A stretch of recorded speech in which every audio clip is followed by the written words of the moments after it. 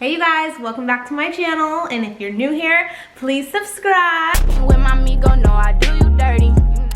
Okay, so today we're gonna be talking about hot topics. Like, we're just gonna be jumping all over the place, a little media, a little politics, but these are things that I just have to get out. Like, I have to vent these frustrations, and I just have to kiki to myself because it's just so unbelievable. And like, somebody has to hear about it besides Grayson, right? Are you like tired of hearing me talk about all these things? Yeah, see, he's over it. Okay, let's get into the first breakup. We have two breakups to cover, you guys. Matt, James, and Rachel Kirkconnell, however you say her name. It's donezo. 4 years of her time wasted. Not trying to be insensitive, but I'm laughing because we don't care. We didn't forget about your little racist scandal, Rachel. Yeah, she's not my favorite person, no. But I do feel for her in the sense of like, this man did waste her time. And I had someone challenge me and say like, oh, well, what about him? Like, isn't his time wasted? Okay, let's get to the premises of how Rachel and Matt met. They met on his season of The Bachelor. The whole premises of the show is to be engaged, correct? Okay, so she's looking to come out of that show with an engagement. He decided that they were going to take it slow, just date, fine. But here we are, 4 years later, there's been no engagement. I mean, it's kind of like misleading at this point, and it's a reflection of your intentions about me. Like, do you want this to go somewhere? I think 4 years is way more than enough. I don't understand. Siri, it's not for you to understand. This is way more than enough. But hold on, let's rewind. What's diabolical about the situation is that he posted a video of them, a content piece, on the same day he posted the breakup text. Father God, give Rachel and I the strength to mend our broken hearts. Give us peace about this decision to end our relationship that transcends worldly understanding. Shower our friends and family with kindness and love to comfort us, and remind us that joy comes from you, Lord. Are we really doing the fake Christian bit? Like, come on.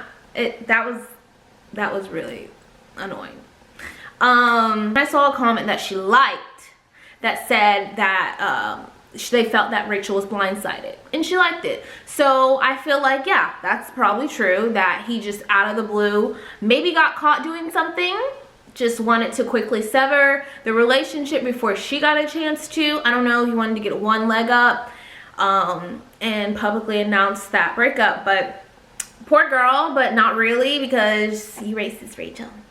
Honestly, Rachel is part to blame in this, because I always tell girls, make your intentions known to men up front.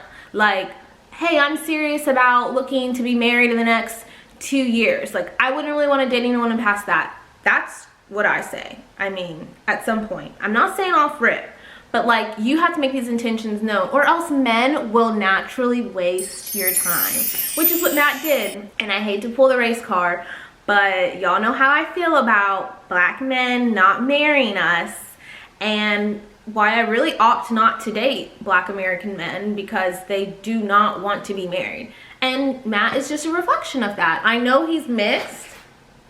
There's something just moved. Did you see that? Okay, I know he's mixed, but he's still one of us at the end of the day.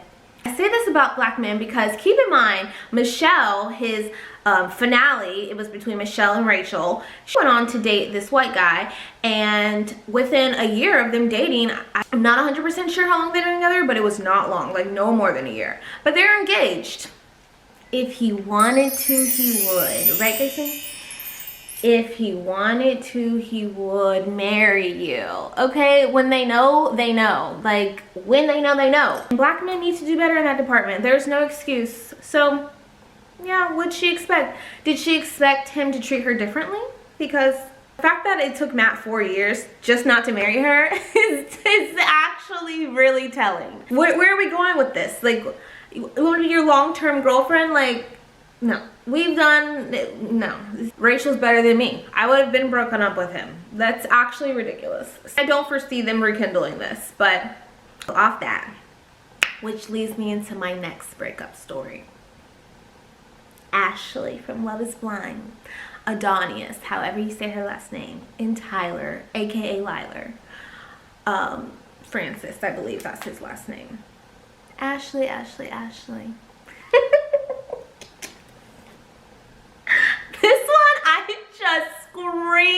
screamed when I saw the headline. Like, screamed in laughter. Just pure comedy, because that girl really got on all these podcasts acting like she was better than everyone else because she was married and we weren't, and she knew everything that we didn't, that we just were running with gossip, when literally the proof is in the pudding. There's court documents stating all these cases he has against these from child support to women he's wronged, debts that he owes. You're marrying a con artist, sweetheart. Okay, let's rewind. I'm getting ahead of myself. Ashley and Tyler met on Love is Blind, I think 2 seasons ago. Anyways, it's very controversial because he led with this story of, well, first he led with no story. Didn't tell her how he had 3 kids. But once he did, he led with the story of he was a sperm donor. Okay? Sperm donor. Come to find out, the facts, the truth always comes to light. He intentionally had those children. I think initially the first one was a situation where he was helping a friend, but that friend and her wife, the relationship dissolved, and so he stepped in as a dad. But then after that, they had twins that were naturally conceived, and he played a father role to all of them. And so then he gets on this show, and then he meets Ashley, and he just wants to forget that he has kids. Sir. Ashley, it's like the level of delusion is actually concerning. After much reflection, I want to share that Tyler and I have been separated for several weeks, and now we have made the difficult decision to end our marriage. Ask me if we care. Ask me if we feel bad for her. And don't at all. Not one bit. Literally couldn't find an ounce of compassion. Like, because the facts were literally laid out like up on a silver platter, and she just blinders. Love is blind. Love is blind.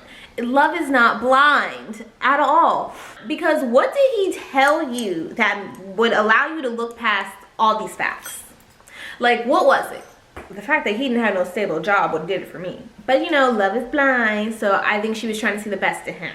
But there really is no best in him, because this man's a hot mess. This man's a con artist, and he definitely played you. Like, he literally played you like a fiddle. So, like I said, here she is defending him, nail and tooth, just for them to get divorced. Just for her to finally come to realize what we all saw from the beginning. Not everyone is lying. Not everyone is lying. And of course her comments turned off. Y'all know I had to go comment. Or I tried. I just wanted to make my little 2 cents known, but yeah, she done turned them off. I would too, because they're gonna eat her alive when she turns them back on. I didn't go look at her TikTok, but I'm sure they flooded her on TikTok. Now is a situation to where she needs to be concerned about protecting her assets and her money, because we're dealing with someone who's broke. No money, okay? Like, he had $7 in his bank account at some point from a screenshot. Like, okay? I was watching a lawyer like review this case, and like, if Ashley owns a home, I'm not 100% sure she does, but I know she has a really good job. But whatever she was paying towards a mortgage, he's entitled to the equity on that home from the date they were married. So just like these things, I really think women don't think about when they marry down. And like, y'all know I'm the biggest encourager of marrying at your level or up. There is no marrying down. If he doesn't make as much as you or more, it's just like, no, it's not feasible, and it's less likely to work out in the end. As soon as I saw it, I had to run to Jessie Woo's live. Shout out Jessie Woo, I love your content. You literally keep me laughing. Like, nobody covers tea like Jessie. Like, she is so animated and theatrical when she's presenting tea. Like, I aspire to be like Jessie. Grayson, are you like so over me? Like, am I not that entertaining? Yes, this is my biggest critic right here.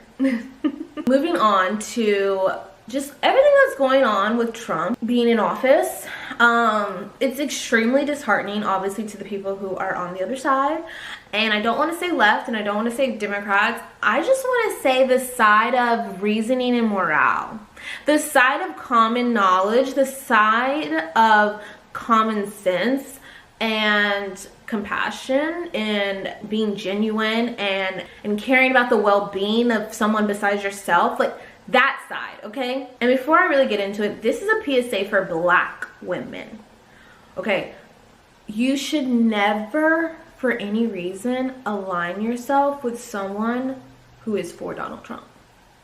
Like, let that sink in, what I just said. You should not align yourself with someone who voted for someone who could never be for you.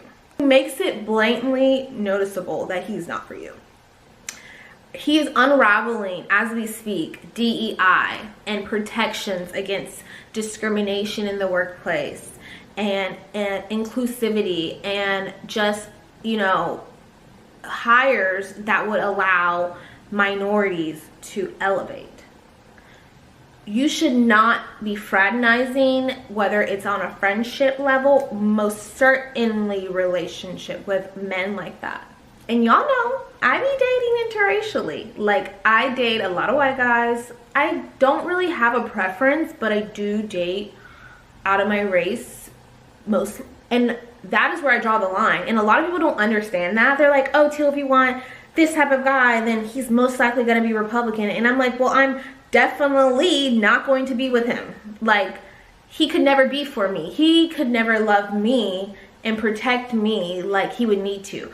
You gotta think about it, like, you're gonna date a white guy, he has to protect you from his own kind. Okay, let that sink in again. He has to protect you from his own kind. Okay, and it's so funny that I'm talking about this because my friend literally has to break up with her man because she found out he was MAGA. My friend literally has to break up with her man because she found out he's a Trump supporter. She found out through Facebook. He posted something and she just was like I didn't know. And I'm like, oh my God. You're probably like, how did she not know? Yeah, you guys, this is what I tell girls. You gotta ask that question up front. I don't know how people have relationships where they have differing political views, because I feel like your political views are tied to your morale. But for the most part, you need to ask. Like, and I hate to say that we have to ask, but in this political climate, we do. I honestly feel like before Trump, like, who cared if you were Republican or Democrat? Like, I didn't care. Like, that wasn't a date question. But like, and honestly, this should be a pre-date question. Like, I don't even want to go on the date with you if you're a Trump supporter, because like, we are not going to see eye to eye. Like, we're definitely not. Minorities are oppressed. Even in today's time, it translates in a different way. We might not be in the cotton field picking cotton, but it does translate in a way today that still affects us to where we are not on the same playing field as white counterparts, okay? We can get there and we have to work 10 times as hard to get there. That is factual, okay? So if you meet someone who's blinded to those ideologies and cannot see his white privilege and recognize it for what it is, the scope of the world is so, I would say, minute and small-minded, and he's not able to see the bigger picture, how can you be aligned with someone like that as a minority? As Black women, we are inclined to not be protected, and you have to align yourself with someone who has your best interest and is voting with your best interest in mind, because you're going to breed children from this person, and your children are going to be inclined to go through the same struggles that you did, because most likely what? They're going to look brown. They're going to look of more of your complexion, more than likely. And that's my take on that. So we could get into it more, we could talk about it more. But yeah, these are just some things that have been on my mind this week. And we'll do this more, you guys. I'll come back and just chat with you guys the things I've been thinking about. Feel free to comment in the comments, like, what is your opinion about dating interracially if someone is not politically aligned with you, aka a Trump supporter, because on this channel we are on the side of morale, right? Nobody's perfect, but there is a lesser evil, okay? And then what do y'all think about Ashley and Tyler breaking up? What do you think about Matt and Rachel breaking up? Are you guys surprised? Surely y'all, no one is surprised by Tyler and Ashley, but y'all let me know what you think in the comments. Okay, we're done. Say goodbye, guys. Don't forget to subscribe, comment, and like. Thanks so much for watching Teale Talks. Bye.